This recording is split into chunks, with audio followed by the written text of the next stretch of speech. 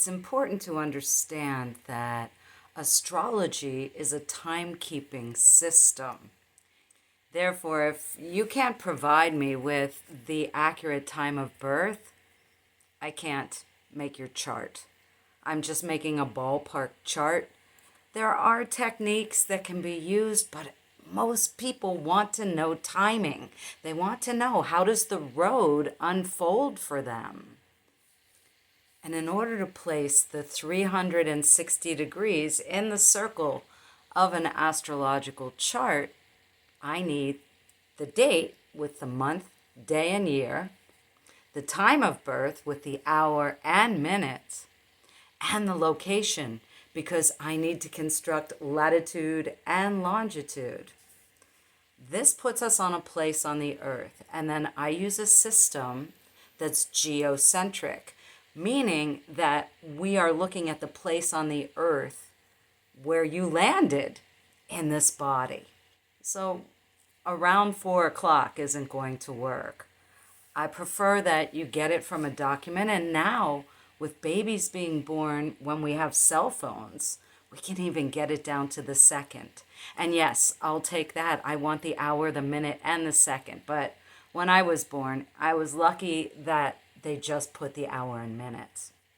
Then I can construct the 12 houses of your chart. So let's have a look at what those houses are.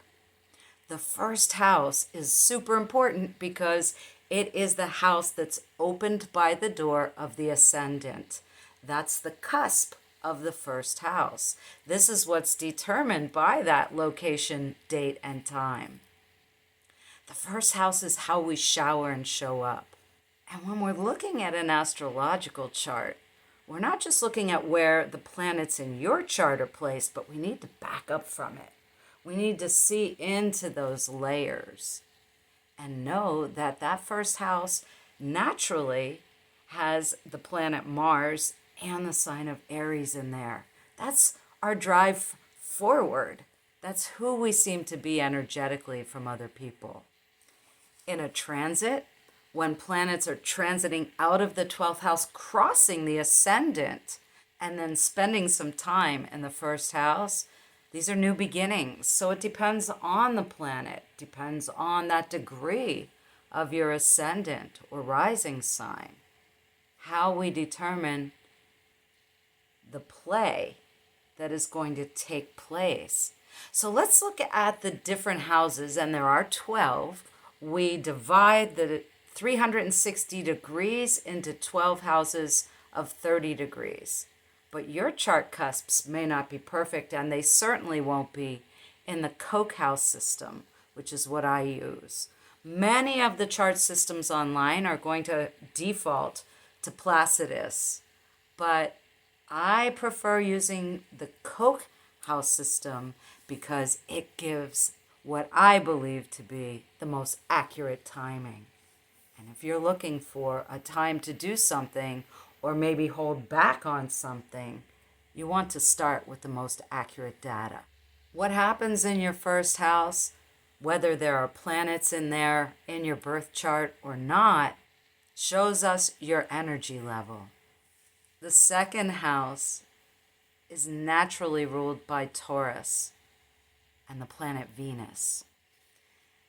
This house symbolizes our values and earnings, things that come into our lives and go. So when certain planets are transiting or aspecting the second house, there could be a lot of letting go in a person's life or through that period of time. So what I love to do for my clients is help them and support them with great proactive ideas so that they can navigate these transits. And when we consider planets that move swiftly, like Mercury, he transits that house several times during the year. The second house shows our possessions, and oftentimes we have to let them go. In the first house, Aries also represents the head. Taurus and Venus, the second house, show us the throat and the potential for communication, which is in the next house. The third house is naturally ruled by Gemini and the planet Mercury. This house represents siblings and neighbors. It's communication, but at a lower level, or the smaller little bits of thoughts that we communicate. It is lower education, elementary school. It's how we take in little bits of information, like reading or being taught things. The third house is our central nervous system. The fourth house. The fourth house is naturally ruled by our moon and the sign of Cancer. It's our roots and ancestry, our foundation, and can often show us details about our own living spaces, our homes. In the fourth house, we find the area of the breasts, the chest cavity. This is the center of nurturing, the feminine center.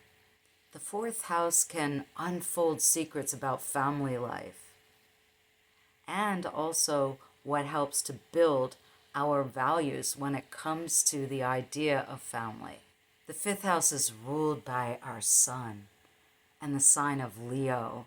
It's powerful. It represents creativity and procreativity. So we can see the potential for children or not. If nothing's in a house, it doesn't have as much drama. We can see houses as stages where plays take place.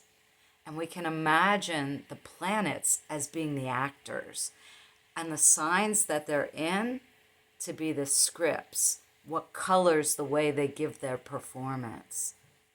Characteristics of the fifth house can range from gambling, pleasure, to how we really invest our energy, our creative energy. Whereas the ascendant is the entry place into a chart, and often where astrologers who write for newspapers orient everything. They orient it to the first house.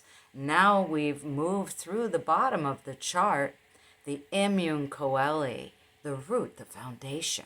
Moving on to just before the cusp of the descendant, we have the sixth house, which represents the everyday. It's also our service to the world. Pets are a part of this house. So is our health and our hygiene. Now, when I say hygiene, I'm not talking about whether you're washing your armpits. It's hygiene in general because our environment affects our hygiene. What we eat, what we drink, how we bathe truly does. But it's a combination of all of this and how we choose to combine these things. The sixth house is naturally ruled by Mercury. So we'll see many of the personal planets, the planets that are closer to Earth and our sun, rule more than one. This is because the ancients didn't have telescopes. There are planets that weren't even discovered until much later. The sixth house shows our level of integrity. The sixth house rules the small intestine. Now we move past the descendant and we're going up into the daylight part of the chart, the upper part of the chart. We're now moving past the descendant, the cusp of the seventh house. This is the house of contracts and agreements. They could be written or handshake or just a promise. The seventh house shows the strength of these in the person's life. Partnerships, weddings, marriages are all part of the seventh house. The seventh house is ruled by Venus and the sign of Libra. Libra, as we recall, is the only sign that has an object rather than a creature of sorts. The scales of justice. So yes, legal matters show up in the seventh house. The seventh house in combination with Libra and the planet Venus rule our veins, the venous system. The eighth house was ruled originally by Mars until Pluto was discovered. And yes, I do still consider Pluto a planet. It is the house of Scorpio. Scorpio is the sign of generation, degeneration, and regeneration. Therefore, the eighth house holds these mysteries. And here we have the dual rulership of Mars, which gives force, and Pluto, an ice body, which gives us mystery. So this house shows where we want to dive into the mysteries of life. This house, when transited, can represent taxes and inheritance. The eighth house rules the large intestine and how we get rid of things, how we let things go, or how we don't let them go. Surgeries, both at a psychic level but also physical, are shown in the eighth house.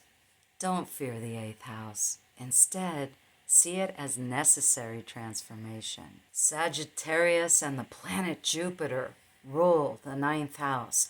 The ninth house is opposite the third house. So whereas the third house is lower education, earlier education, smaller bits of information, the ninth house is expanded, the higher level, university learning, continuing on. I've had clients who have a lot going on in that house and they have multiple PhDs. The thighs and the sciatic nerve are ruled by the ninth house, Sagittarius, and the planet Jupiter. Courts and judges, philosophy, literature, in-laws, larger pets, and the potential of how we use our knowledge all have clues and anchors in the ninth house. We're now crossing the midheaven. On many charts, you'll see a little arrow on the cusp line of the 10th house of career. This is because it's how we go forward in the world. And it is 90 degrees to our ascendant. But depending on the house system, it may not be. The 10th house is ruled by Saturn and the sign Capricorn. This is stability, but can also be slow in its movement, whereas the first house is swift because of Aries and Mars. Patience and gaining achievements through steadiness and perseverance are characteristics of this 10th house of career. Our fathers, or whichever parent is more forceful and antagonistic, is often represented in the 10th house. The bones and skin and what happens to us over time have clues in the 10th house. The 11th house is ruled by Aquarius. In ancient times, it was also ruled by Saturn, but once Uranus, I say his name in Greek, I prefer that over Uranus. I think Uranus is so much more beautiful sounding. The sky god now rules the 11th house of Aquarius. This shows our habits and the kinds of groups and organizations we are attracted to and belong to. Our ankles, an interesting support system in the body, are ruled and reside here in the 11th house. How we network, how we appear in society are all part of the 11th house. We've come all the way around the wheel of 12, and now we're at the 12th house. Naturally ruled by Pisces, in ancient times Jupiter, but now Neptune. That watery, mysterious realm. It can be paranoia, but it can be dreams. The hidden side of life, what is called the shadow side, is attributed to the 12th house. Hidden work and oftentimes things confusing show up here. I've had clients who are great dreamers get frustrated when certain planets like Saturn transit their 12th house. They just can't seem to have those intense or prophetic dreams that they're used to. So it's important for us to understand how planets transit and the timings. There are so many layers of timing that when we get beyond just the signature of a planet in a sign in a house, we then can see so many layers. When planets transit the 12th house, we might be forced into self-sacrifice. It's best to know this in advance so that we can prepare. Institutions of all types, hospitals, legal organizations, schools, are all part of the 12th house, and we might find ourselves involved in them when particular planets transit your chart and set off angles through geometric aspect lines. Pisces rules the feet. So the state of the feet and the feet take us through life are all represented in the 12th house. However, we don't usually see where we're going until that planet transits the ascendant and finds itself once again in the first house. Life is how you plan it. Keep looking up.